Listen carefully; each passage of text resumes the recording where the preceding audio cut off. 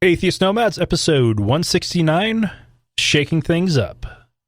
Oh my.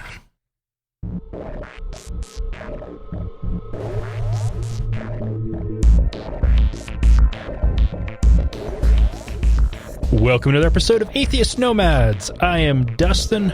Joining me as always is Wesley. Hello, everybody. Lauren pulled a muscle in her neck and shoulder area, so she is not feeling well and is not joining us today. Or at least she might show up later, but she's at least not now. She finally found a position that's comfortable. Positions, yes. But yeah, we took a little bit of a break here recently. It was needed. Yeah. Welcome back, everybody. Yeah. During this time period, we did talk about some changes to the show, and we are basically going to be scrapping the entire format and just kind of going with the flow. Play it by ear. Yeah. Talk about stuff that's interesting to us. Uh-huh. Not always atheist, because, we already know the Pope sucks. So, kind of play with it a little bit, see what we got. Yeah, we've basically done the same format for the entire time. I would say by the time I considered the show to be out of beta, so around episode 10, it was pretty settled from there till about episode 60, when we just split it in half. Yeah, I mean, the format really hasn't ever changed. We just, split the show in half from 2.5 hours down to an hour-ish. We've added one segment, we've split up segments, but it really hasn't been that much change. So, rather than having segments, we're just going to talk. And this is going to be... Go figure. Podcast. Yeah, this is gonna be fun. With dusting off the degree, I don't want to necessarily stop doing that. Don't necessarily expect me to have something planned out for it every single episode. But if you want to make sure it happens, ask me questions. This is one of those opportunities where you, as an atheist, have somebody who actually has a degree in theology that is wanting to answer your questions about religion. There you go. Fuck. Yeah. So ask me questions and I will happily answer them. Feedback is also something that might end up being not necessarily all in one chunk. It might still end up being. We'll see. We'll see how that all goes. But let's go ahead and start out with something close to my home, literally, since it was taking place at the Idaho State Capitol, just 2 miles away. You're that close. Wow. I did not know that. That's because you haven't come visit me. I know. I want to taste all that awesome ethnic food out there.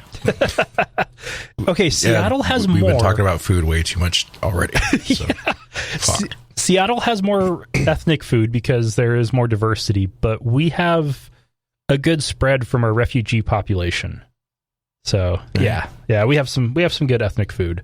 But anyway, so what just recently was happening was, we previously reported on a special legislative committee that Governor Butch Otter had called to look into the faith healing exemptions in Idaho's child welfare laws.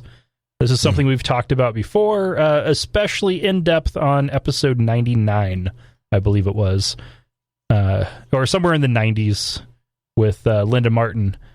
They finally finished up this session with a 2.5-hour hearing that mostly focused on parental rights, and in particular, parental rights to decide on medical treatments for their children.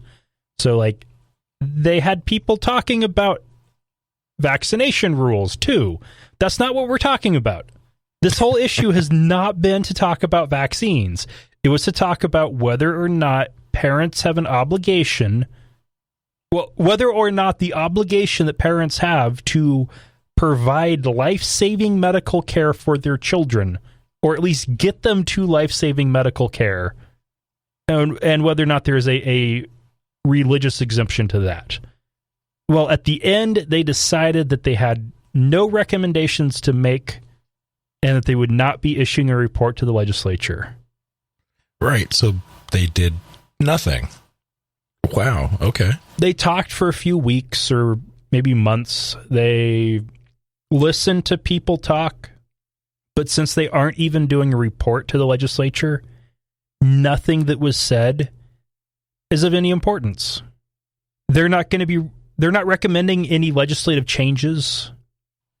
There's a little bit in this article saying a person named Kirtland Naylor, a Boise lawyer who chaired the governor's task force that actually urged the review of the faith healing exemptions in the first place, said removing the exemptions would not affect religious freedom and would save lives. I kind of think that's the biggest no shit statement I've heard in a while, but yeah. Well, a big part of it is the belief of these. In particular here, it's the Followers of Christ is the name of the group.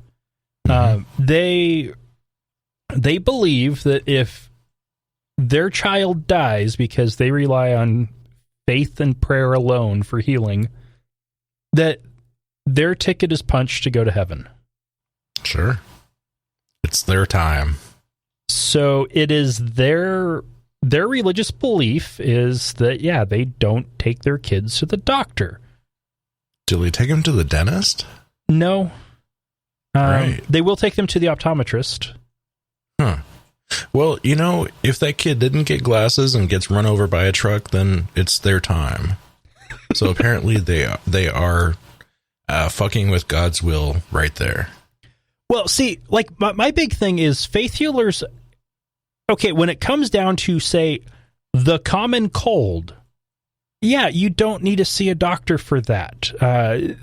If they want to wait longer before they take their child to the doctor, that's okay. But at the point that the kid has pneumonia and is actively dying, or if it's a kid that has diabetes and is dying, which both of those happen very commonly for this group, they're also kind of inbred, so they are getting a lot more type 1 diabetes now. Right.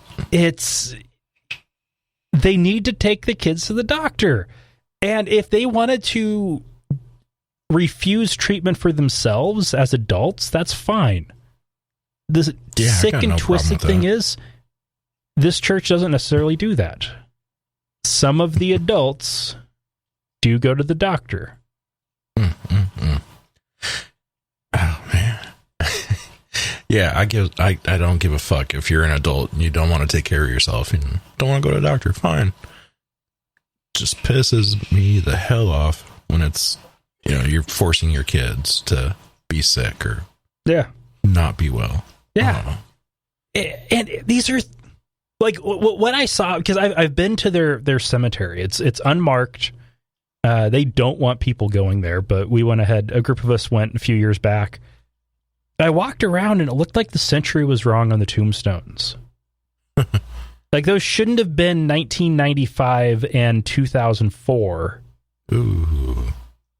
With the majority of the tombs being days old, months old, a few years old.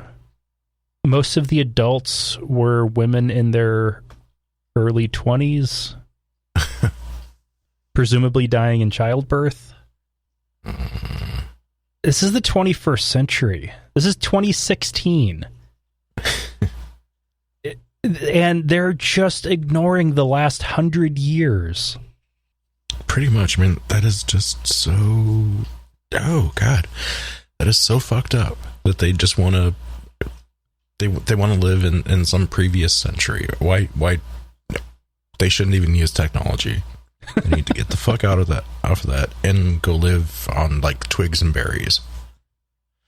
Be hunter-gatherers again. What the fuck? Yeah. Oh yeah, and also where it also it's crazy. They will take their pets to the vet, and they'll have vets take care of their livestock. Well, pets don't go to heaven, right? No, they don't have souls, but they'll treat pets and livestock better than their own children. Yeah, but I mean that ties into the whole pets don't have souls, so they're not going to heaven. So exactly, yeah. But still, It's ridiculous. And what's crazy here is the rules that are on the books are that, yeah, you have to take your kids to the doctor. With that one exception. All we want is the exception to be removed.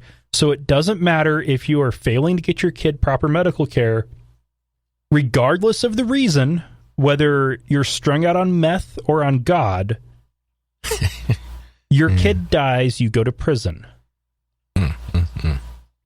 Or at least if your kid dies, it happens at the goddamn hospital. Oh, wouldn't that be nice? At least they went to the... Nah, fuck it. Goodness, that is fucked up, seriously. Oh. Oh, shit. Okay, so let's go ahead. Come on, let's go to happier news. Yes. So in August, Iris Fontana of the Satanic Temple gave the following invocation at the Kenai Peninsula Borough Assembly. Let's listen to what she said. We'll now have an invocation by Iris Fontana from the Satanic Temple. You may either remain standing or be seated. No one's required to participate. Please come forward. Hello, everyone. Thank you for having me. Let us stand now, unbowed and unfettered by arcane doctrines born of fearful minds in darkened times.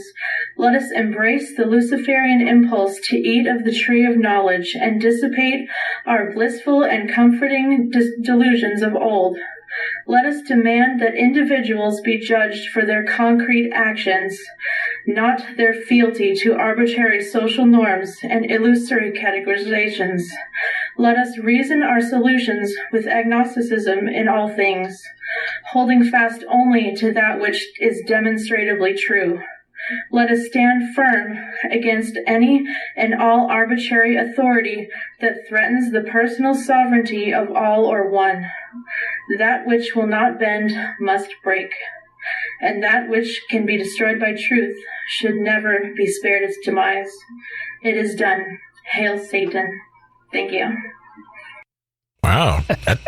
That took brass buttons to get up there and say that in the first place. Yeah. Did you hear that okay? Yeah. All right. So, okay, the first thing I want to bring up that seemed kind of odd there, okay, I absolutely loved what she said, especially the last part. But when she was introduced, the statement that the people in attendance were under no obligation to stand or take part. But they don't give that during the Christian one. I'm guessing they don't. I'll bet you $1. And if they don't, ooh, that's bad.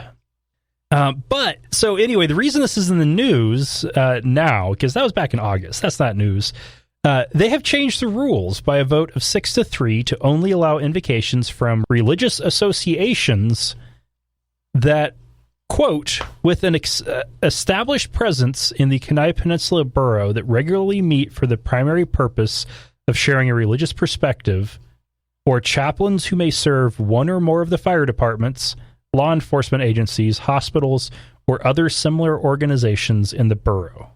Oh, God, I would love to see a satanic hospital. That would be awesome. Yeah, the reason I call this a happy article is because, well, they're going to fucking lose really fucking quick, because there's no way this doesn't go to court. Well, I see this going one of two ways, both of which are wins. Okay. One is it's a meaningless rule, and the Satanic Temple ends up qualifying because the primary purpose is sharing a religious perspective, and as long as they have an established presence, which even if they're just meeting up at a bar, that would count, then it doesn't change anything. I mean, what was it? Jesus said, so long as there's two of you meeting up, there's, that's basically a church. Yeah. So, fuck it. Counts for Satanists too. Uh-huh. I'm sure home churches would qualify. Sure. There you go. Especially in a place like the Kenai Peninsula Borough. That's an area where there's not much population. I wouldn't be surprised if a number of the churches meet in people's homes. I wouldn't be surprised if moose outnumber the people around there. But the other way this could easily go is a lawsuit. Because if they are actively denying non-Christian or non-traditional religious points of view, then that is in violation of current legal standing and jurisprudence after the Greece versus Holloway ruling. So, yeah, this is a win-win anyways. And all these people are on the council are doing is making themselves look like fucking idiots. Uh-huh. So, hooray, one city at a time. Yeah. Goodness. Or they could just fucking get rid of the pure air altogether. That would be nice, Actually use, city money for, city business. Oh, man. All right. Well, let's take a break, and then we'll be back with the rest. Atheist Nomads is proudly brought to you by Archway Hosting. Check out their low-price, full-featured hosting solutions at archwayhosting.com. That's ARCHWAY hosting.com. Hey, we're also brought to you by listeners just like you.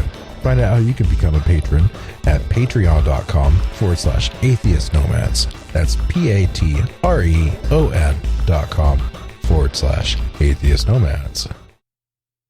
3 Kansas men calling themselves the Crusaders were arrested on federal charges of conspiring to use a weapon of mass destruction. This came after they were under FBI surveillance for 8 months and found to be plotting to attack an apartment complex and a mosque almost entirely comprised of Muslim immigrants from Somalia, and they were caught with stockpiled weapons including explosives, guns, and ammo. Motherfuckers. I actually hadn't heard about this before, a little while ago. Yeah. This was quite the plot. Man, people are just getting into bombing lately. What the hell? I mean, granted, there was that GOP headquarters that got bombed in California, I think. North Carolina. Really? And the Democratic headquarters building office in the same town was also firebombed the same day. Oh, wow. Holy shit. What is it with all these, lovely patriots? Yeah. Fuck. It's... Well, and we've seen stuff like this. Yeah, it's all over. We also had a couple stories just in the last couple days here in Boise with the Black Lives Matter float for the Boise State University homecoming game being vandalized the night before the parade. Fuck. And 3 black people, probably of Somali descent or Somali immigrants in Boise, held up at knife point. God. I mean, America used to be welcoming to immigrants. That's kind of our thing.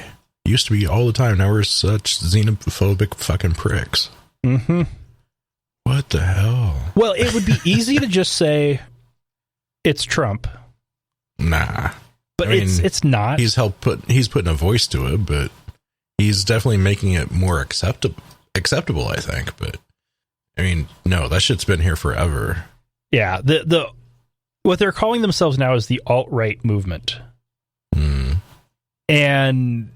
But they're not anything new. Xenophobic, nationalistic, right-wing groups, those have always been a thing.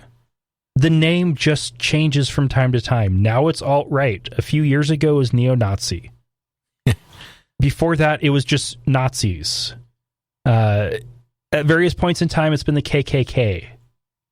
It's the same thing every time. A bunch of white males. Yeah, it's a bunch of white males who don't like anybody who doesn't look and act like them. And this is fucking ridiculous. Holy shit. Come on. I'm all for getting rid of religion, but this just ain't the right way to do it. At all. Fuck. Well, most of the alt-right movement in the U.S. is conservative Christians. I would be surprised if any of them were not Christian of one flavor or another. It's when you start looking at the ones in Europe where they probably aren't. Most of them probably aren't Christian. since most people in Europe aren't Christian anymore. It's I think it depends on the country. I mean, UK, the whole Brexit. I mean, everybody there is kind of nominally Christian. a minority believe in God. Still, I mean, like if you're talking like northern countries, totally have no Christians, and fuck, some of them might actually fucking believe in Thor and shit. And even in the Nordic Odin's countries, we've got these neo-Nazi groups popping up. Yeah. And fucking weird. It's not a new thing. It's just, I think it's becoming more socially acceptable again. I think it's the war on terror. Yeah. So we've had an increase in global religious violence with terrorism and our response to it, and now ISIS, and we've got an increase in refugees coming to Europe and the US from Muslim majority countries, largely because the countries around where, like, say around Syria, they can't handle any more refugees. They're full. Yeah, but, pretty much all of this terrorist shit is because of shit that we've done in their countries. Uh-huh. So it's pretty much all our fault. Yeah. Fuck. And then, you've got Algerians moving to France because Algeria is a former French colony, so they have easier access there.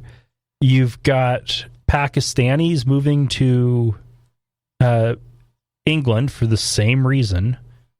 You've got all kinds of Muslims, including refugees, moving to Germany, Sweden, Denmark, the US.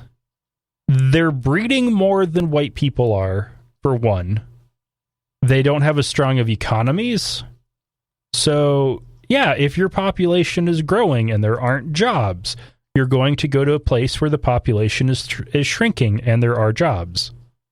It all makes perfect sense. And for people to just freak out about it and for right-wing movements to grow, it sucks. Boy. All right, let's go ahead and move off of that one. Yeah. Stop bombing people. Yeah. Attempting to. Yeah. Fuck. Although maybe we could wait till after this next one for that.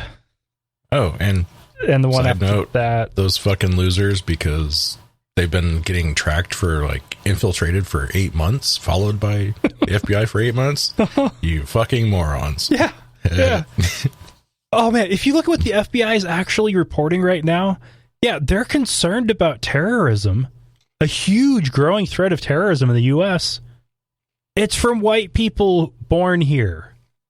It's about fucking time that they're calling it terrorism. Yeah. Oh, man. Anyway, yep. Former U.S. House Speaker and several-time failed GOP presidential primary candidate, Newt Gingrich, had the following to say to pastors in a video he did for the American Renewal Project, a Christian nationalist group.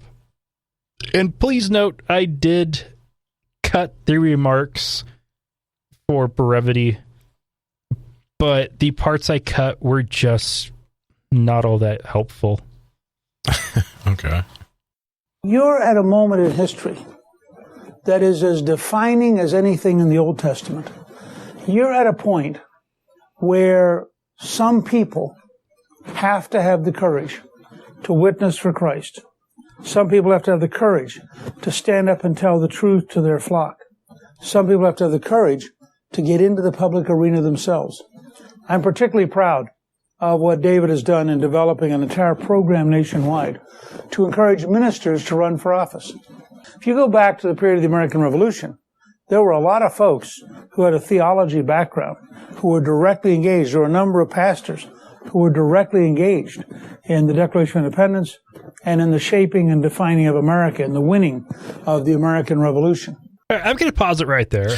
As someone with a theology degree, I Well, that part's completely irrelevant, because if you look at what was going on back in that time period, most of the schools were theology programs.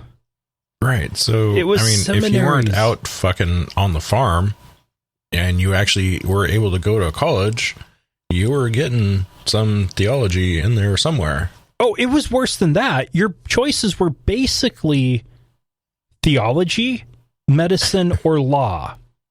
Okay. And actually, I don't even know if medicine was really much of an option. So if you weren't a lawyer, if you look at scientists, most of them, because at the time they weren't called scientists, they were called natural philosophers. Most of them had seminary educations and degrees in theology. Charles Darwin, for example. That was the education that was available. So they weren't pastors. They just got the education that was available at the time. But anyway, I'll go ahead and continue with Gingrich. That this is an unusual time. We have not seen the Judeo-Christian historic traditions threatened the way they are today, ever in American history. You have a chance to turn all this around. And finally, I think you have a duty. You have a duty to have the courage to stand up and tell the truth. Tell the truth about those who would impose a totalitarian secularism on us, force us to bow to the power of the government in order to do things that our religion forbids. You have a duty to tell the truth about those who would kill us in the name of Islamic supremacism. And if you do your duty, you will be part of launching a great awakening that could once again help America. So we got more of the Muslims are trying to kill us. Of course. So Gingrich gets paid by this group and gives a speech that they find inviting, that they want to hear. So not really a big surprise there, first of all. Oh, yeah. Yeah. Big old dick bag is still a big bag of dicks. Come on. Newt, God. I mean, occasionally he said some really progressive things. Well, when it comes to his daughter, who's finally, has a dad like that. But yeah, if it doesn't affect him, he gives zero fucks. And, well, he'll say pretty much whatever you want him to if you pay him enough. So Yeah, but okay, so totalitarian secularism. That is okay. If you really want to, that's code for communist. That's code for saying that atheists are communists.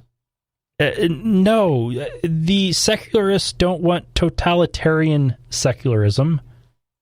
We want a neutral government. level playing field. That's nice. That's it. Sure. Yeah. Okay. A level playing field. Yeah, we would like to impose that on everyone.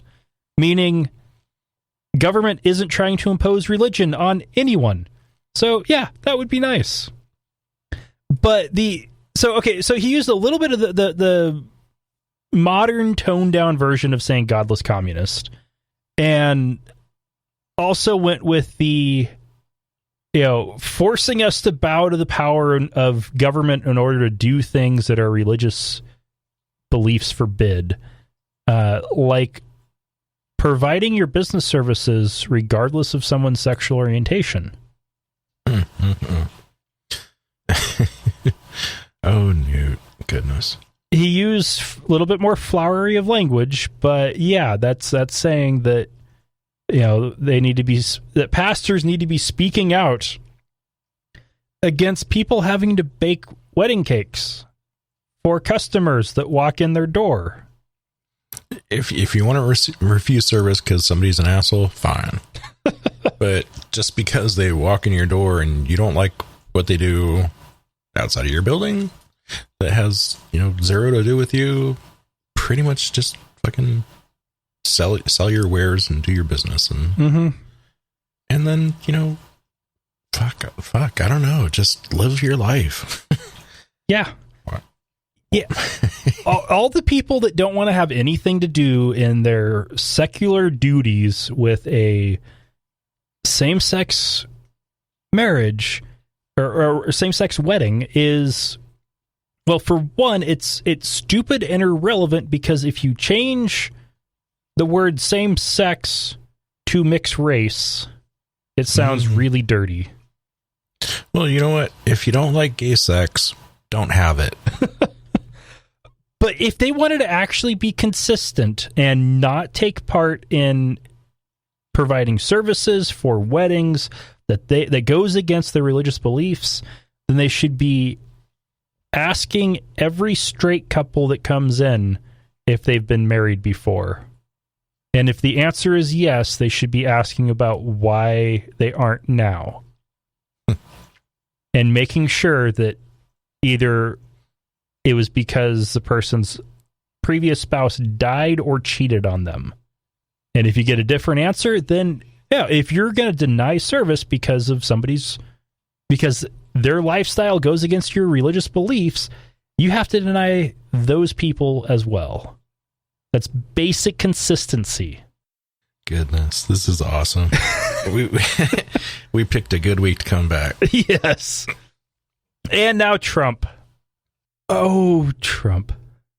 Yeah, so, okay, Trump, I'm sure you all watched the video or at least heard the audio, but I'm going to go ahead and play it anyway. I also trimmed this for brevity, but Trump was caught on a live mic in 2005 engaging in what some on the right wing have called locker room banter. People on the left have called it an admission of sexual assault. I moved on her, actually. You know, she was down in Palm Beach. I moved on her, and I failed. I'll admit it. Whoa. I did try and her. She was married. It's huge news there. No, Nancy. Yeah. No, this was marriages. And I moved on her very heavily. In fact, I took her out furniture shopping. She wanted to get some furniture. I said, I'll show you where they have some nice furniture. I took her out furniture. I moved on her like a bitch. But I couldn't get there. And she was married. And all of a sudden, I see her. She's now got the big phony tits and everything. She's totally changed her look. She's your girl's hot as shit. In the purple. Whoa! Yes! Whoa! Yes, the Donald has scored! Whoa! Oh, my man! Yeah, that's her, with the gold. I gotta use some Tic Tacs just in case I start kissing her.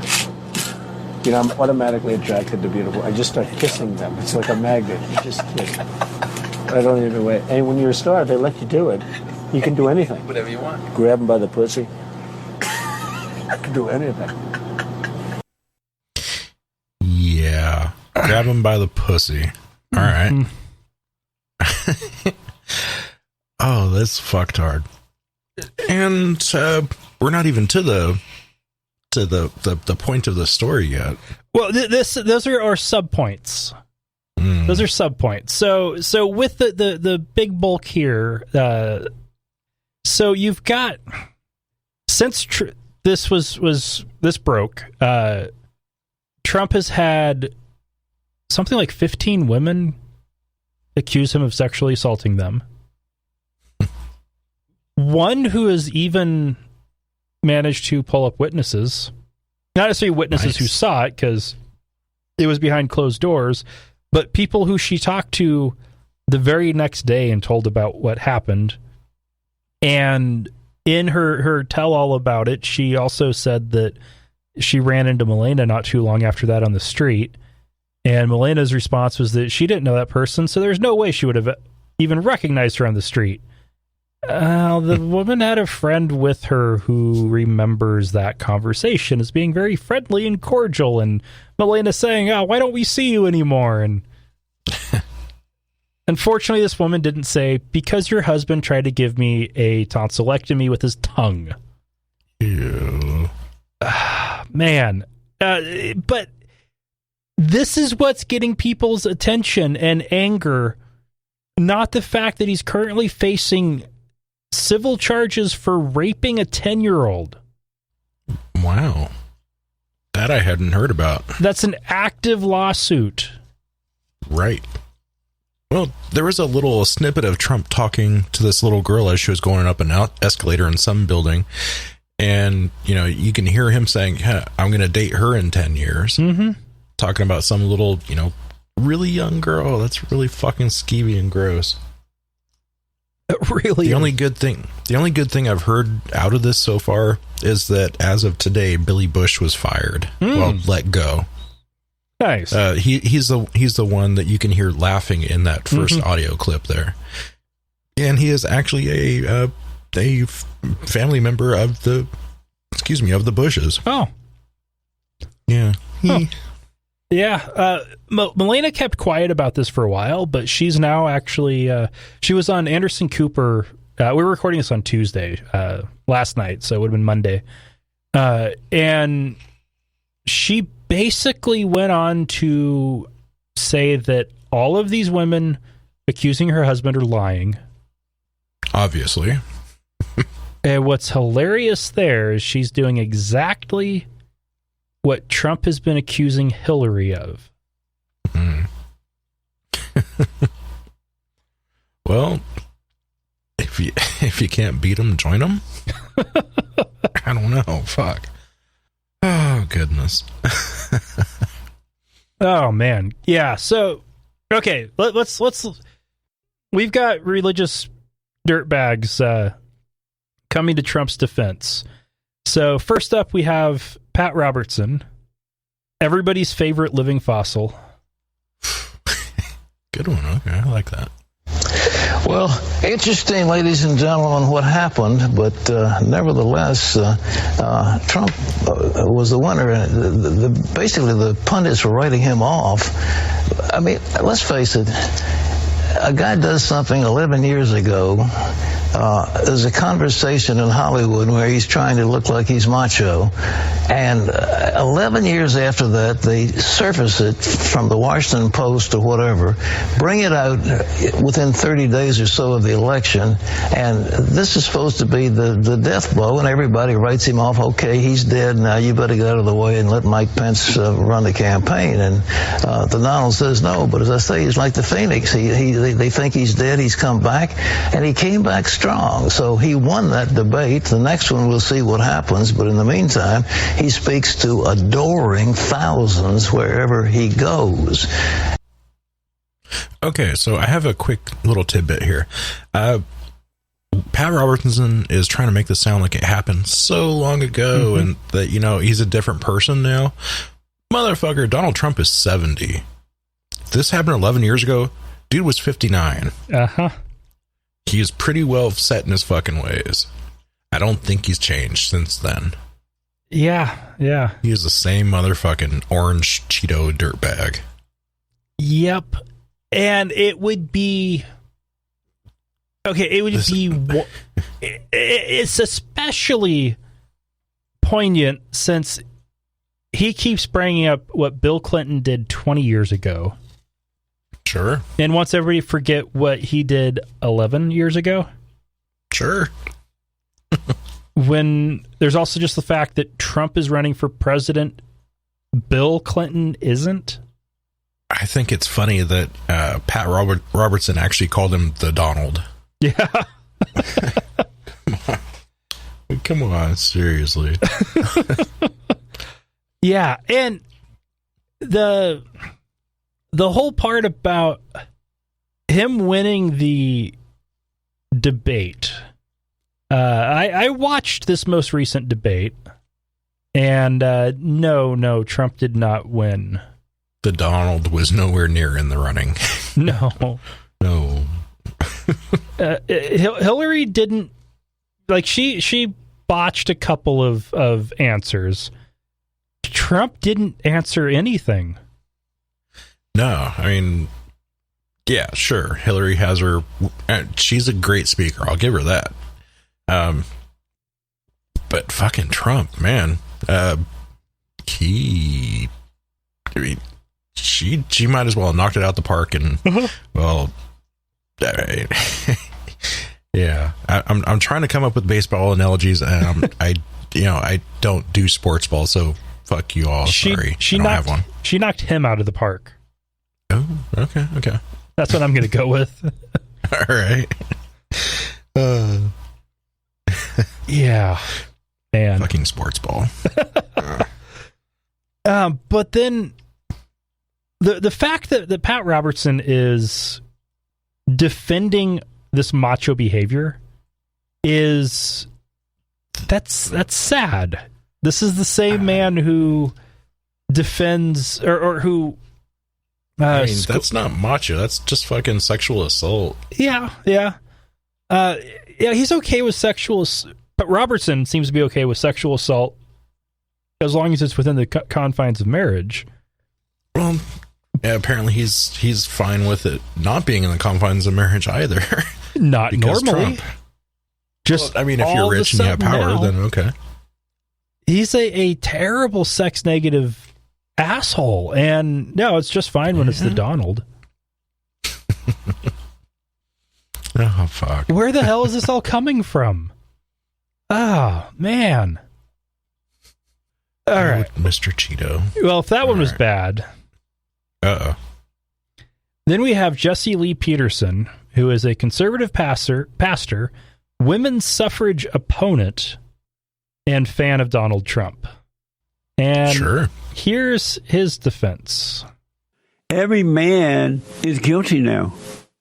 Every man. And these accusers pull that out at will. They get angry about something. You don't return their call or text. They can just accuse you. Because generations and generations of young girls have been taught to do this. Some amazing stuff happening right before our eyes. And it seems that there's no way to stop it now. Andre, did you know that Satan was called the accuser? That was his primary name. Satan's primary name is the accuser. Just let that sink in. Actually, it's the adversary. But, that's just actual Hebrew. And that's what we have in our country now. Accusers. Accusers. So I want to say to the parents out there, fathers and mothers who are trying to raise good, decent boys, you have to change. And it's unfortunate because the boys are not going to like it. They want to feel free. Because a lot of these boys are not thinking about sex, and they don't see females as a sex object yet. They just see them as friends. The boys have not been, introduced into sex, or they've not been violated. And they just see male and female. They're going to, school, they're dating, they're going to parties. Just in their minds, they're having a good time, not realizing that the accuser is lurking. Obviously, it's all the accuser's fault. That's what has happened in our country.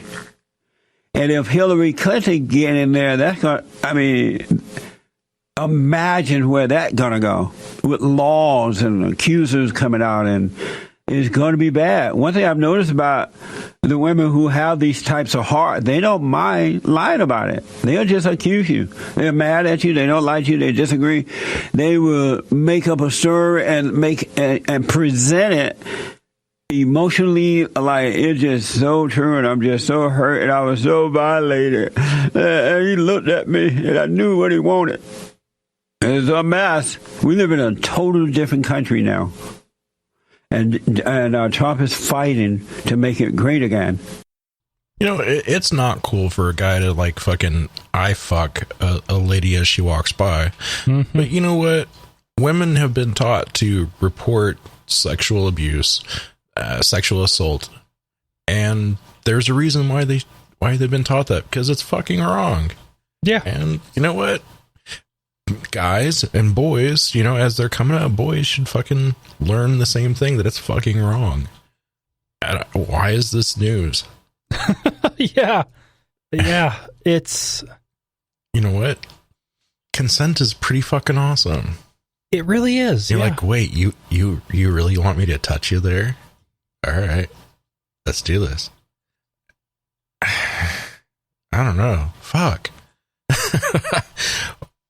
Well, and one of the crazy things with it is, he's saying that these young boys don't even know about sex yet.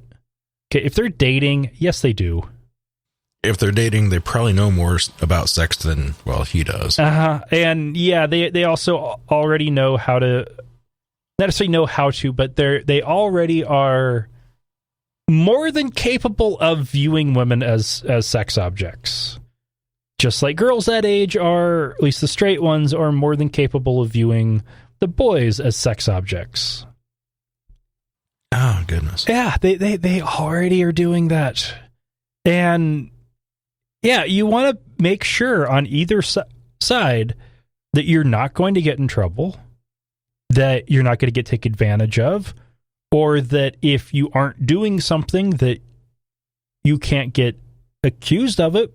But if you actually look at the stats, the chances of a woman getting assaulted by a man are how many orders of magnitude higher than the chances of a false accusation? Something I've noticed is that, if you're not going to take responsibility for your actions, you're going to blame it on a third party, aka the fucking devil, the accuser.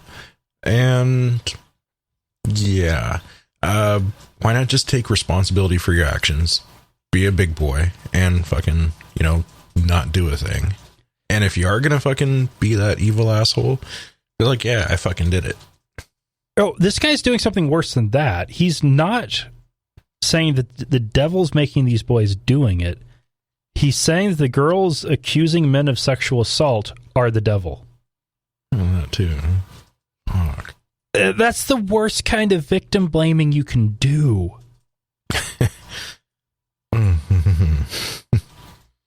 Oh, god damn. All right. Well, Wesley got pizza in, so we're almost done. Let's go ahead and move on to a nice, happy, awesome topic. Let's get some warm fuzzies. Yeah, some science. What is vast and recently got upgraded from 20,000 to 2 trillion? So what's big? Just what became even way fucking bigger? Like a couple orders of magnitude? The number of galaxies in the universe. Holy shit. Yeah. Based on the Hubble Deep Field photograph NASA scientists extrapolated, the number of galaxies that the seeable universe had, but new research showed that may have been off by about 90%. Nice. This isn't surprising since we are talking about the universe. It's big, like really vasty big. 2 trillion galaxies. Fuck yeah, man. Each with billions of stars. Holy shit. It's just kind of funny. Yeah. Oh, yeah, we didn't have the disclaimer at the beginning, but yes, this is an adult podcast if you haven't noticed. Oh, yeah. Holy shit. All right. And let you take this last one. Former friend of the show, because she, unfriended both of us. Teresa McBain, twice over guest on our show. The pastor who came out as an atheist a few years ago, found God again.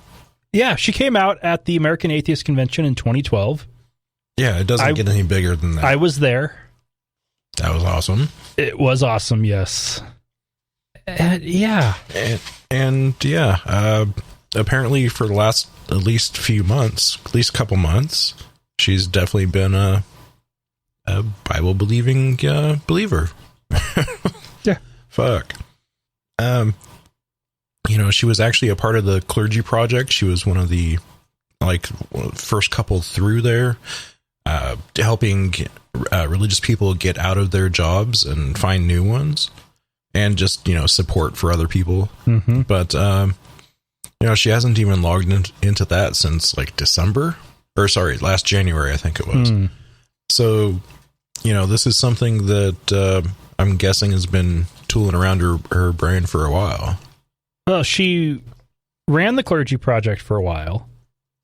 She worked for American Atheists for a while. She then worked for the Harvard humanist community for a while. These all sounding fairly atheisty. Uh-huh. Yeah. And, she found God again. I mean, it's Christian Light, I think. Something progressive. Yeah. Progressive Christian working, she's a worship leader or something now with United Methodist Church.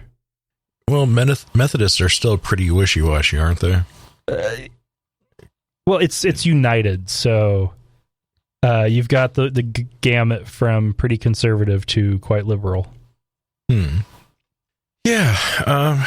This definitely made me really sad. I know that I don't know where she's living now, but I know that she's been, down in the South a bit, like pretty much all her life. Mm-hmm. So, maybe, threats, maybe it's just that hard to find a job. And, a religious turn atheist, turn religious, might make some good money. I don't know. Maybe it's just a genuine thing, and if it is, I wish her luck, and I hope that she comes to her senses. Mm-hmm. But, it kind of feels really fucked up, because one of the things she used to talk about often is when she lost her faith is she had lost all of her friends and close acquaintances, and, all that was gone. And now here she is doing it to herself by erasing all of her old friends. Yeah. Her atheist friends. So that's kind of shitty. She's becoming what she hated. Kind of sounds like it, right? And that's sad. That's always sad to see. Yeah. She's not the only prominent atheist from the last couple of years to return to religion, but it's rare. It is so rare. We talked about this in my local atheist and agnostic group, and one of the members in there, she's a really sweet lady. She's talking about how she could understand the pull that there's nothing bigger than you, that sense of community, and a lot of other things. And I understand that. I mean, I never felt that because I came from the bloody Jesus, where she came from the friendly Jesus. So she had a really tight knit community. So maybe that's something that would help a person overlook or get past their actual thinking brain and just go to that emotional side and say, yes, it must be true. I feel it. Just to, be part of that community again. Yeah. It gives me a sad. It really does. Yep. I got to hang out with her for 4 or 5 days a couple of years ago, which was awesome. Met her like 4 or 5 years ago. That was really neat too. Like, I don't know, within a month, less than a month of when you saw her out at Reason Rally. But yeah, shit, Oh, and she gave this wonderful talk up in Seattle, I don't know, about a year ago? About a year ago, that Meredith just absolutely fucking fell in love with her there. And, oh man, yes, we both have lots of feelings about this. It gives us a sad. Yeah. So, yeah.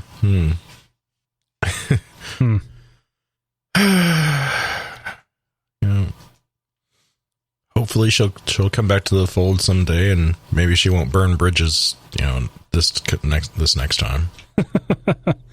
Yeah, we'll see. Yeah. All right. Well, that is it. There wasn't really much feedback, so we definitely do appreciate feedback. And if you didn't know, we do have an app. We're also in Google Play Music podcast section. I like that. We are in iTunes and Stitcher. Stitcher, that's the one I was thinking of, yes.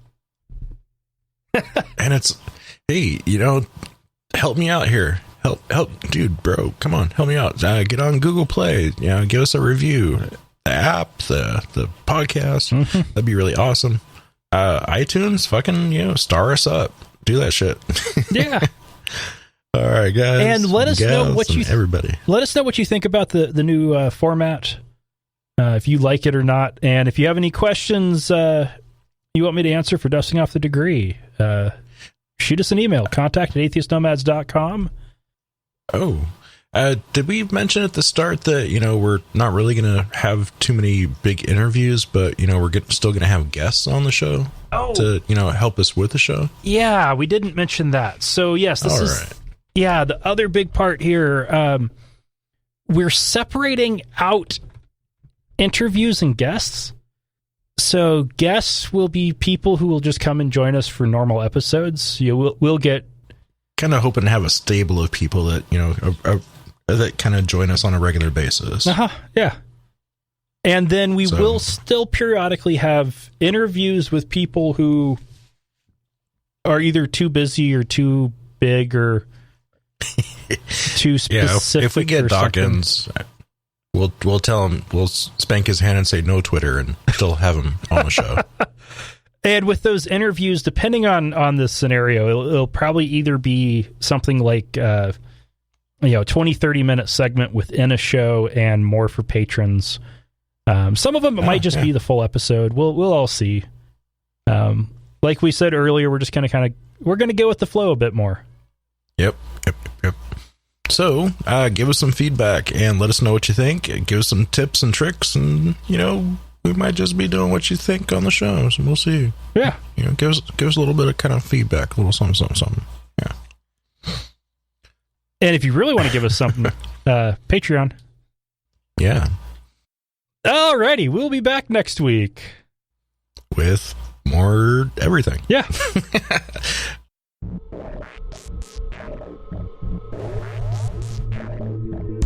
Thank you for listening to another episode of Atheist Nomads. You can find show notes and contact information at atheistnomads.com. Follow us on Twitter @atheistnomads and like us on Facebook at facebook.com/atheistnomads. Please subscribe to the show in iTunes, Stitcher, or your podcatcher of choice. And while you're there, feel free to leave us a review. Theme music is courtesy of Sturdy Fred. Until next time, this has been the Atheist Nomads.